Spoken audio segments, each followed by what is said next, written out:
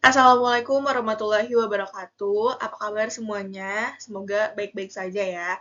Nah, perkenalkan nama saya Saskia Merinda dari Prodi Pendidikan Ekonomi 2024, Fakultas Ekonomi dan Bisnis Universitas Negeri Jakarta dengan NIM 170162624. Nah, pada kesempatan kali ini saya akan menjelaskan mengenai matriks, yaitu seputar konsep dasar dan pengaplikasiannya dalam ilmu ekonomi.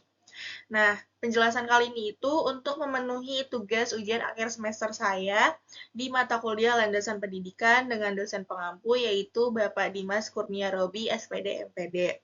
Nah, maka dari itu tonton sampai habis ya. Nah, sebelum kita memahami lebih lanjut nih tentang matriks seperti jenis-jenisnya, operasinya, bahkan pengaplikasiannya dalam ilmu ekonomi, kita juga harus tahu pengertian matriks terlebih dahulu. Jadi, matriks adalah sekumpulan bilangan yang disusun berdasarkan baris dan kolom, serta ditempatkan di dalam tanda kurung. Nah, matriks kan adalah sekumpulan bilangan yang disusun berdasarkan baris dan kolom. Nah, cara mengingatnya, baris itu menyamping, lalu kolom itu menurun ke bawah. Nah, jadi 0, 1, 0, 0, 0 itu merupakan elemen dari baris pertama dari matriks A. Sedangkan 0, 4, 2, 1, 0 merupakan elemen kolom pertama dari matriks A. Nah, jadi bisa dilihat di sini ada 5 baris dan juga 5 kolom. Nah, jadi suatu matriks itu pasti akan mempunyai ordo. Nah, ordo matriks adalah ukuran yang menunjukkan jumlah baris dan kolom dalam suatu matriks. Jadi bisa kita lihat di sini ada matriks C, di mana jumlah barisnya ada 1, 2, 3. Lalu jumlah kolomnya ada 1, 2, 3, dan 4. Maka dari itu ordo dari matriks C adalah 3 dikali 4. Nah, perlu diingat untuk menulis ordo ini kita harus menuliskan barisnya terlebih dahulu. Kita harus mencari jumlah barisnya terlebih dahulu, lalu jumlah kolomnya. Oke, jadi matriks itu banyak sekali jenisnya nih. Nah, pada kali ini saya akan menjelaskan 8 dari banyaknya jenis matriks yang ada. Jadi yang pertama nanti ada matriks baris, lalu matriks kolom, terus ada matriks persegi, matriks diagonal, matriks identitas, matriks nol, matriks segitiga atas, dan matriks segitiga bawah. Nah, selanjutnya akan dijelaskan lebih rinci ya mengenai jenis-jenis matriks ini. Oke, yang pertama ada jenis matriks baris. Nah, matriks baris adalah suatu matriks yang terdiri dari satu baris saja. Nah, bisa kita lihat di sini ada matriks B, yaitu elemennya 1, min 1, 0, 6, dan 2. Lalu matriks C, elemennya 5, 2, 1, min 4. Nah, bisa kita lihat di sini hanya ada satu baris saja ya. Jadi, kalau misalkan kita cari nih, ordonya berapa sih? Ordonya pasti yang pertama yaitu 1 dikali 5 untuk matriks B. Lalu untuk matriks C itu ada 1 dikali 4. Nah, lalu jenis matriks yang kedua ada matriks kolom. Jadi, matriks kolom ini kebalikannya dari matriks baris yang tadi. Jadi, matriks kolom adalah suatu matriks yang terdiri dari satu kolom saja. Nah, bisa kita lihat di sini ada contohnya yaitu matriks B dan matriks C. Nah, matriks B elemennya itu ada 2, 5, dan 1, 0. Nah, ini tuh terdiri hanya dari satu kolom saja. Dan tapi kalau kita misalkan mau menuliskan ordonya, kita lihat dulu ini ada barisnya berapa, ada 4 baris, lalu ada satu kolom. Jadi matriks B berordo 4 dikali 1. Lalu selanjutnya ada matriks C, yaitu 6, 9, 2. Nah, ini ada 3 baris. Jadi untuk menulis ordonya, yaitu 3 dikali 1. Nah, selanjutnya yaitu ada matriks persegi. Nah, matriks persegi adalah suatu matriks yang memiliki jumlah baris dan kolom yang sama. Nah, kita lihat di sini ada contohnya yaitu matriks A dengan jumlah barisnya itu ada 3, lalu jumlah kolomnya juga ada 3. Maka dari itu, matriks A ini disebut dengan matriks persegi. Nah, jadi matriks persegi itu pasti ordonya itu antara 2 kali 2, 3 kali 3, 4 kali 4, atau seterusnya dengan angka yang sama antara baris dan juga kolom. Lalu yang keempat ada jenis matriks diagonal. Matriks diagonal adalah matriks persegi yang elemen-elemen selain diagonal utamanya bernilai 0. Nah, bisa kita lihat di sini ada 7, 4, dan 5. Ini merupakan angka-angka yang menunjukkan diagonal utama dalam suatu matriks. Nah, cara lihatnya gimana sih? Nah, cara lihatnya itu yang pertama kita harus memastikan dulu nih, matriksnya itu matriks persegi atau bukan. Karena kalau bukan matriks persegi, maka kita nggak bisa tarik garis lurus seperti ini. Nah, kita lihat di sini kan merupakan matriks persegi ya, dengan ordo 3 dikali 3. Nah, maka dari itu, kita lihat nih dari sebelah kiri atas, kita tarik garis lurus ke sebelah kanan bawah. Lalu ini merupakan diagonal suatu matriks. Nah, matriks diagonal itu elemen-elemen selain di dalam diagonal ini adalah 0 semua. Jadi, ini merupakan contoh dari matriks diagonal itu sendiri. Lalu yang kelima, ada jenis matriks identitas. Matriks identitas adalah matriks persegi yang semua elemen pada diagonal utamanya bernilai 1, sedangkan elemen lainnya bernilai 0. Nah, ini sama ya seperti matriks yang tadi, yang sebelumnya kita bahas. Nah, matriks ini tuh harus matriks persegi. Jadi, ordonya antara 2 kali 2 atau 3 kali 3 atau selanjutnya. Nah, tapi bedanya kalau tadi itu angkanya bebas ya, bisa 1, 2, 3, 4, 5, dan seterusnya. Sedangkan ini itu diagonal utamanya itu harus 1. Nah, kita lihat di sini kalau kita tarik garis lurus itu 1. Ini juga semuanya 1. Dan semua elemen dalam matriksnya yang bukan merupakan diagonal itu merupakan 0. Maka dari itu ini disebut dengan matriks identitas. Oke, yang keenam ada matriks 0. Jadi seperti namanya, pasti matriks ini itu semua elemennya itu 0, seperti contoh di sini.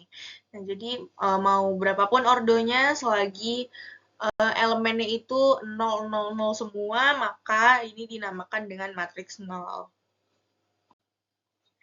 Nah, di sini ada matriks segitiga atas. Matriks segitiga disebut matriks segitiga atas jika semua elemen di bawah diagonal utamanya adalah 0. Nah, kita lihat di sini di contohnya, diagonal utamanya kan di matriks I ini adalah 3 dan 1 ya. Nah, di bawahnya itu adalah 0. Maka dari itu, matriks I merupakan matriks segitiga atas. Sama juga dengan matriks J.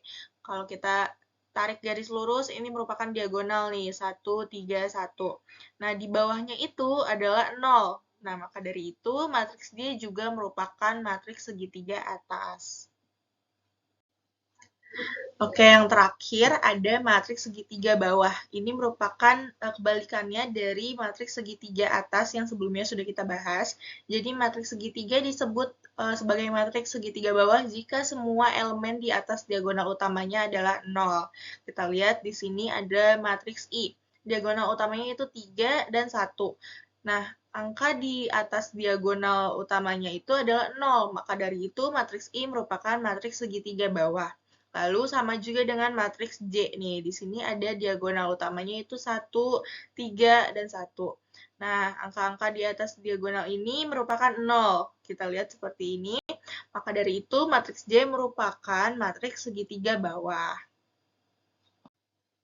Oke, seringkali dalam operasi matriks itu ada yang namanya transpose matriks. Nah, maka dari itu kita akan membahas dulu nih pengertian dari transpose matriks. Jadi, transpose matriks adalah matriks baru yang dihasilkan dengan cara menukar elemen baris menjadi kolom dan sebaliknya.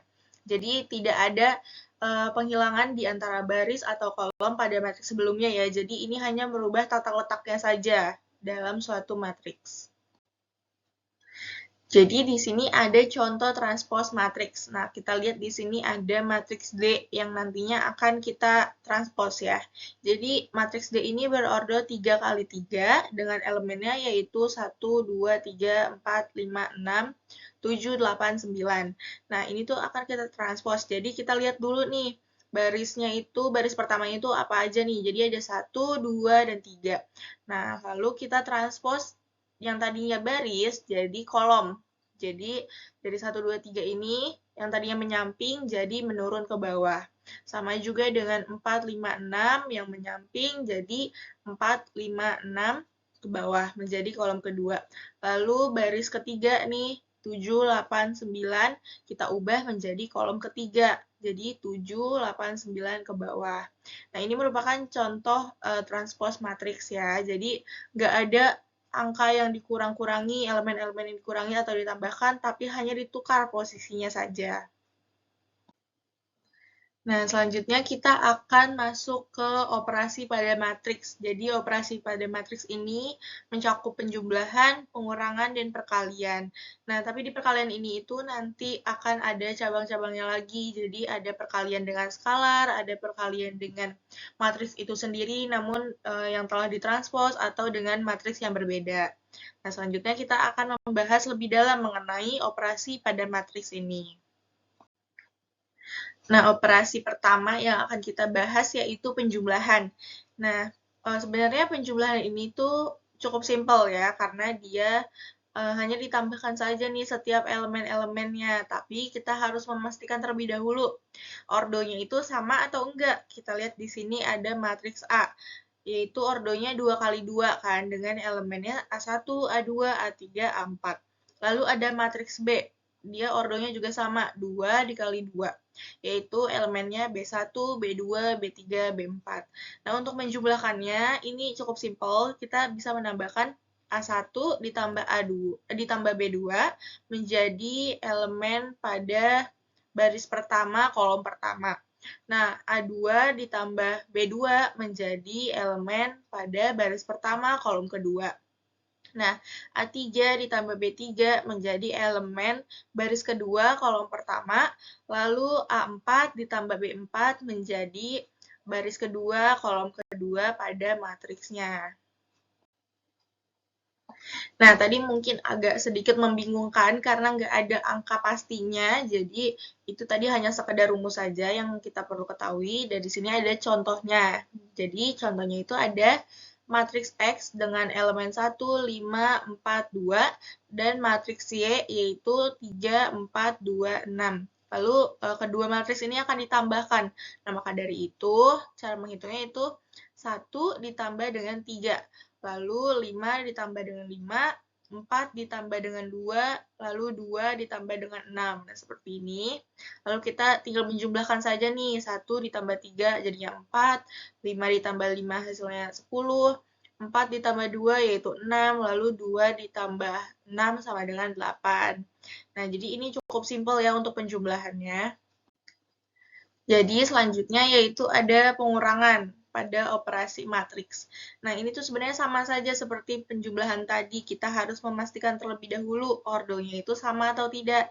Nah, kita lihat di sini ada matriks X, yaitu ordonya 2 kali 2, lalu matriks Y, yaitu 2 kali 2, sama. Jadi, ini bisa dikurangkan ya.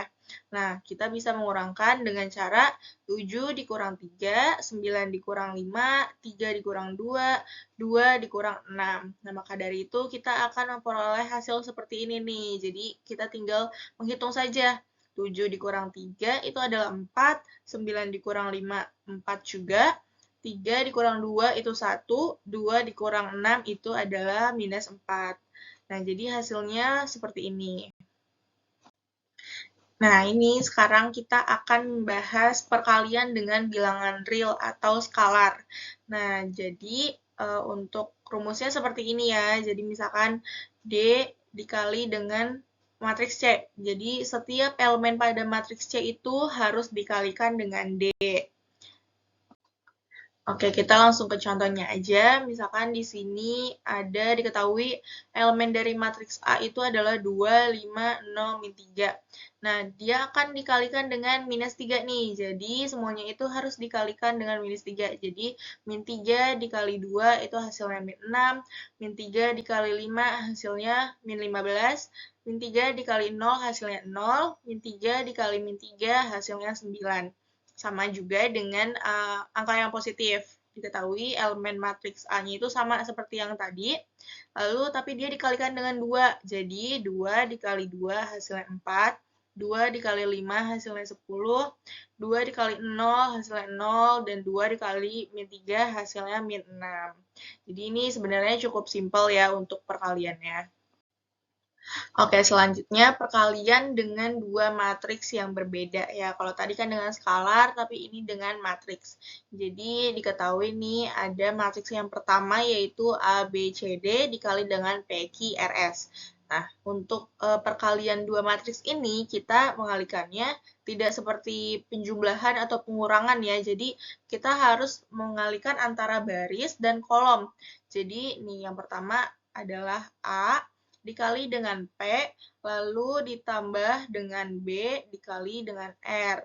Lalu selanjutnya yaitu A dikali dengan Q, lalu ditambah B dikali dengan S. Nah, untuk baris keduanya yaitu C dikali dengan P ditambah D dikali dengan R, lalu C dikali dengan Q, lalu D dikali dengan S. Nah, maka dari itu seperti ini nih. Emang cukup membingungkan kalau misalkan kita pertama kali lihatnya terus juga matriksnya itu bukan hanya 2 kali 2 ya. Jadi harus sering-sering berlatih.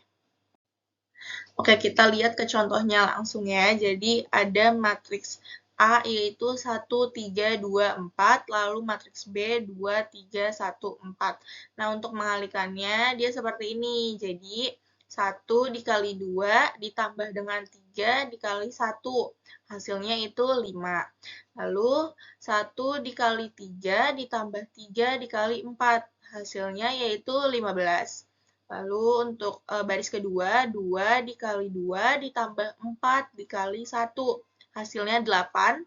Lalu 2 dikali 3, 4 ditambah 4 dikali 4, hasilnya yaitu 22. Jadi diperoleh hasil A kali B adalah seperti ini. Oke, jadi kita akan masuk ke implementasi matriks dalam kegiatan ekonomi. Nah, mungkin kalau kita lihat dari tadi, matriks itu hanya angka-angka yang simpel saja gitu kan, sedangkan kalau kita memikirkan ekonomi itu kan rumit ya, grafik-grafik dan sebagainya. Nah, tapi antara matriks dan ekonomi itu ternyata memiliki hubungan yang sangat erat gitu, bahkan dalam kegiatan kehidupan kita sehari-hari, kegiatan ekonomi kita sehari-hari, itu sangat bisa nih untuk diperhitungkan dengan menggunakan matriks. Nah, selanjutnya kita akan bahas lebih dalam implementasinya. Oke, yang pertama kegunaan matriks untuk ilmu ekonomi yaitu untuk menganalisis model input dan output dalam ekonomi. Jadi di sini ada ilustrasinya nih. Misalkan sebuah desa itu merupakan desa yang bergerak di sektor peternakan dan juga produksi roti gitu ya.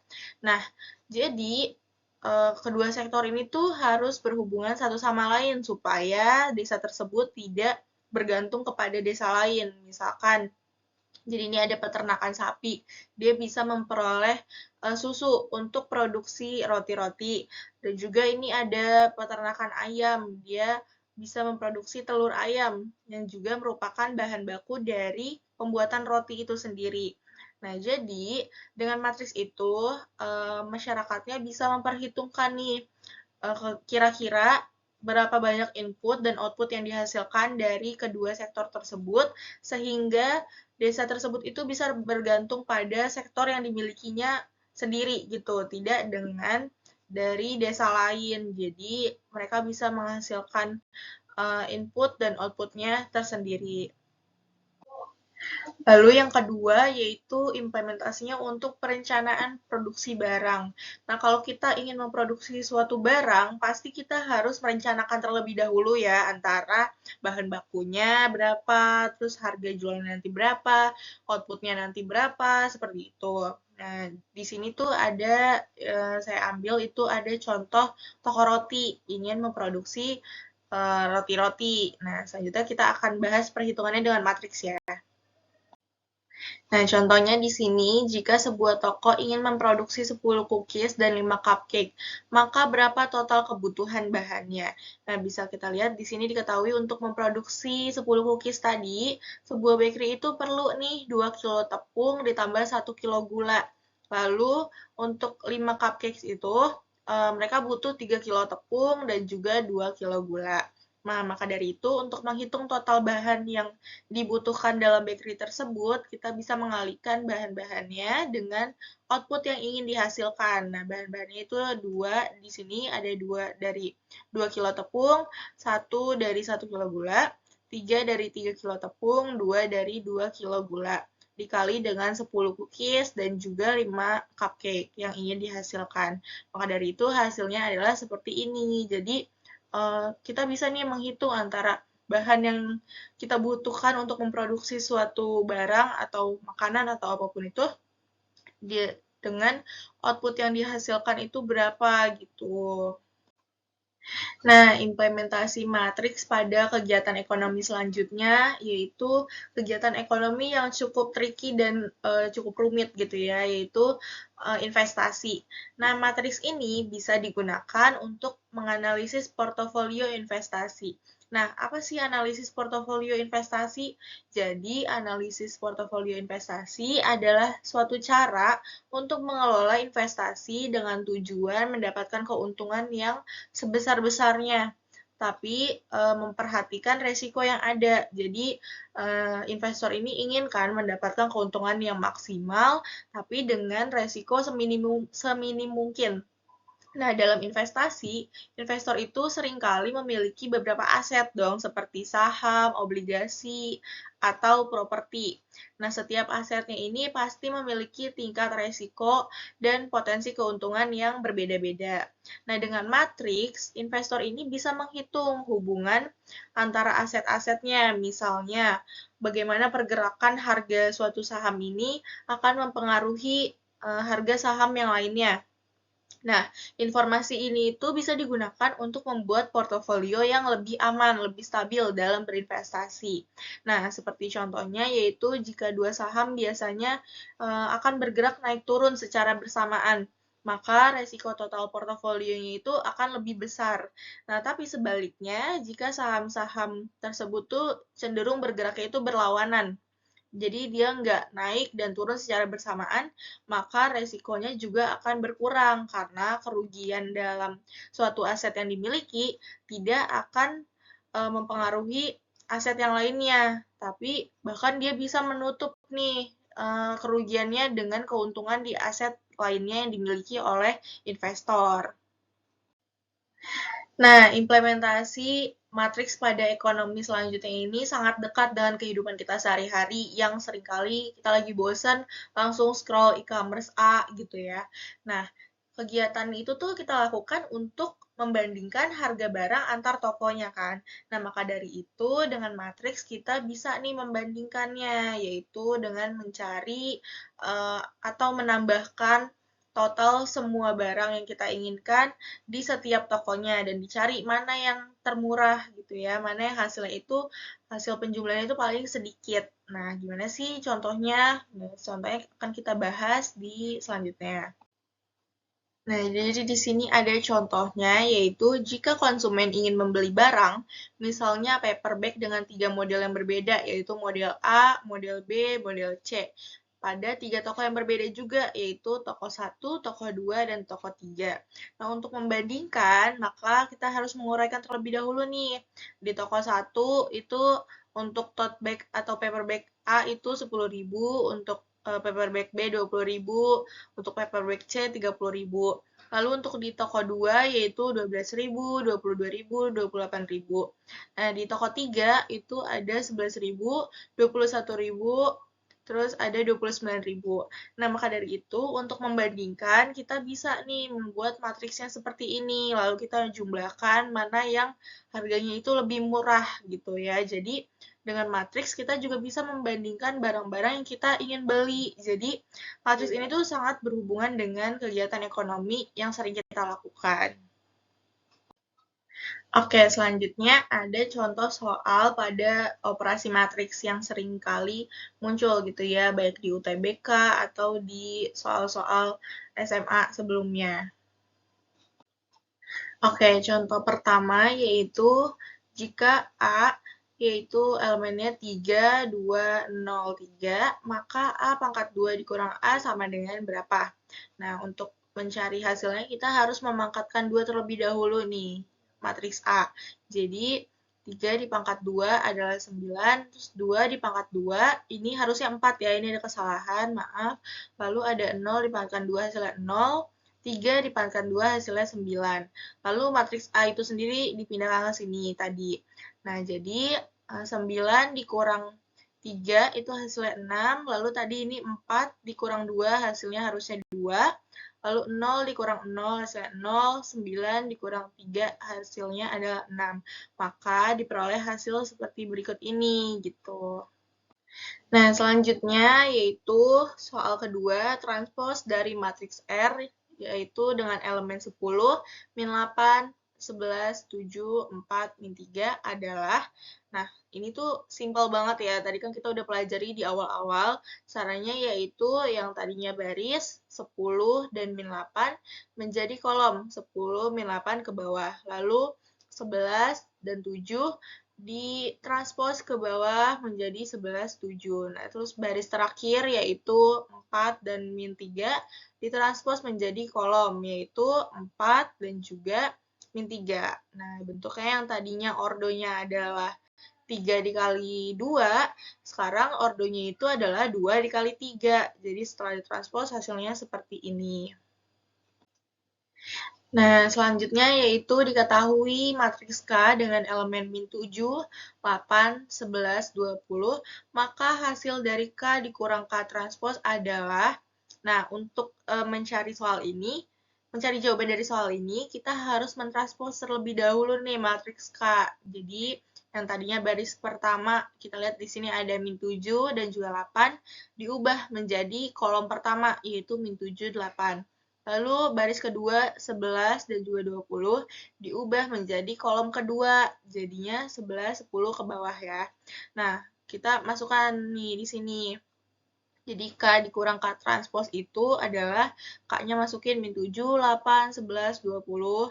Nah, terus dikurangkan dengan ini tadi K transpos. Jadi min 7 dikurang min 7. Jadi ini kan min dikurang min hasilnya plus ya. Jadi dia hasilnya itu 0 nantinya. Nah, terus 8 dikurang 11. Jadi hasilnya min 3. Lalu 11 dikurang 8 hasilnya 3. Terus 20 dikurang 20, hasilnya adalah 0. Nah, maka dari itu hasil dari penghitungan ini adalah 0, min 3, 3, 0. Nah, soal selanjutnya yaitu diketahui matriks D dengan elemen 2, 11, min 8, 4, 0, 7, maka hasil dari perkalian skalar 3D adalah, nah tadi kan sebelumnya di awal kita sudah bahas ya mengenai operasi matriks perkalian dengan skalar. Cukup mudah yaitu dengan cara mengalihkan semua elemen pada matriks D ini dengan skalarnya, yaitu di sini skalarnya adalah dia minta 3.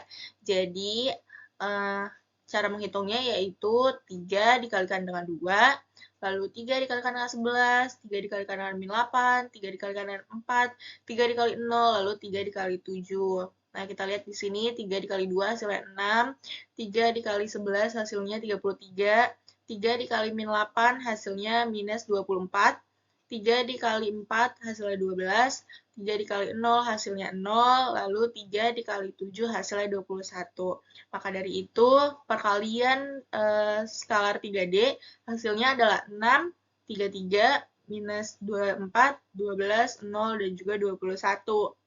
Nah, kalau misalkan perkalian dengan skalar ini, pasti ordo antara soalnya dengan jawabannya itu selalu sama ya. Ini kita lihat dia ordonya itu 2 kali 3, hasilnya juga dengan ordo 2 kali 3.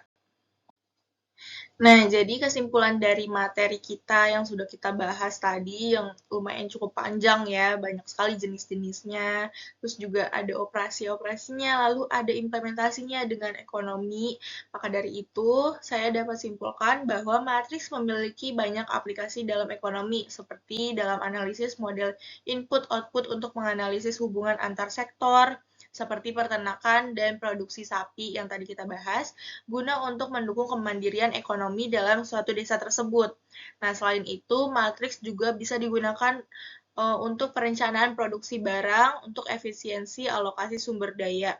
serta dalam analisis portofolio investasi untuk mengurangi resiko dan memaksimalkan keuntungan yang ada.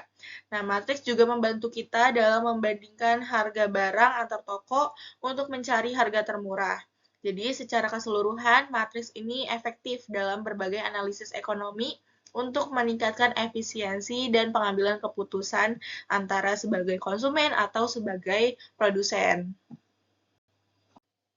Nah, sekian pembahasan mengenai matriks, yaitu konsep dasar serta pengaplikasiannya dalam ilmu ekonomi.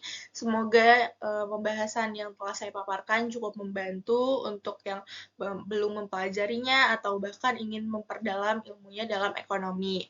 Sekian pemaparan dari saya, kurang lebih mohon maaf. Wassalamualaikum warahmatullahi wabarakatuh.